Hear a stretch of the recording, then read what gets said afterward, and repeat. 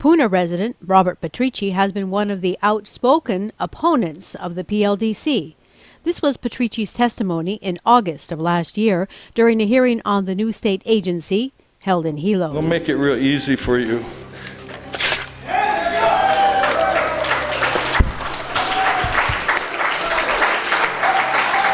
Thank you. Petricci has been concerned about the PLDC's impact on geothermal development. Hawaii Island's East Drift Zone, which cuts through the heart of Puna, holds vast potential for geothermal energy. But Petricci and others say the industry has affected their quality of life. The geothermal that we have already produces about 20% of the power that we have here on this island.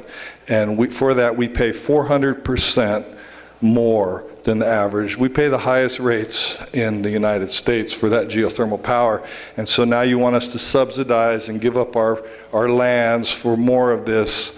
And basically, you know, the reason they want that is they're making money. I mean, you're making so much money, you're not going to give that up. You know, the same people that charge us these 400% more, they're telling everybody geothermal, we got to have geothermal. It's the same people ripping us off. Why would anybody believe that? The Puna Pono Alliance and other community organizations have been active in advocating for the repeal of the PLDC as well as Act 97.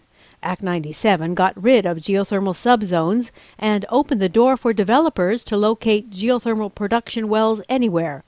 Petricci says it's been a challenge following the day-to-day developments of the new legislation, especially from another island. And so what happens is bills that pass through the Senate side and bills that pass through the House side then go to committee. And in committee, it's not a public process. It's basically a closed process, and that's where you get all this stuff like PLDC. Like PLDC is a really good example of that. PLDC was gutted and changed 2 hours before it was heard. None of the senators, or very few of the people that voted on that bill, read it. Right. Because it was completely changed. So that's a problem with, you know, that's how our laws are being made, and now we're seeing the results of that everywhere we look. I think that's a problem. You know what's really amazing is we all have jobs and businesses, and so this is almost like a full-time job trying to track legislation. And you know, we want to participate because these laws and these things affect all of us, especially here on the outer islands, and it's very, very difficult to participate even with an organization like what we've built an organization, and part of the reason is to be able to do that. And still yet we find that it's very, very difficult. And like you say, the governor and some of these senators have so much power, you know, and they know that, I don't want to call it a game, the process, whatever. They know how it works, and they're able to do this thing, change. Even if you get your stuff through, then they can change it. You can't get your stuff through, and then they have other things that sound nothing like what they are. They'll attach it to a bill that everybody likes. They'll put something in there that's terrible, and then you have to vote against this bill that you like, or accept this other stuff. I mean, I think we have a systemic problem in government. Petricci also warns that despite the talk of repeal, there are other things coming down the pike related to geothermal development that are of concern. What's really going on is fracking.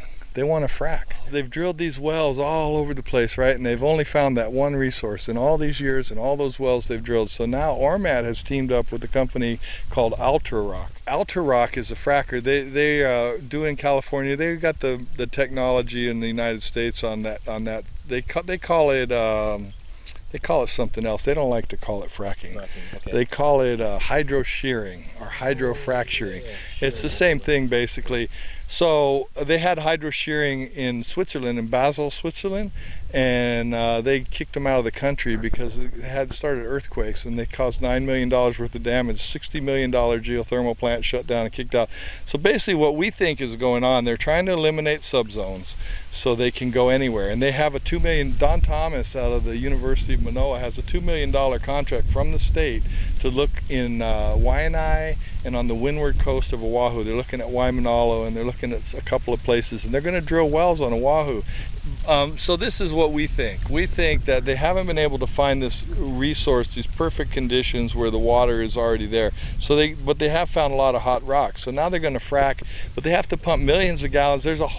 We think it's a whole different thing, and that it's going to have its whole own environmental review process. It should be separate from conventional geothermal. It's really not the same thing.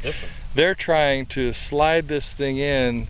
Oh, this is just it's just the new geothermal, you know, and so there's a huge fight brewing on that. But people see so far this has been confined to Puna, right? Oh, those crazy people in Puna. Now we're talking about Maui. Now we're talking about Oahu. Now we're talking about Kona. And guess what? Those people are aware. We've been talking to them, and so they're getting it.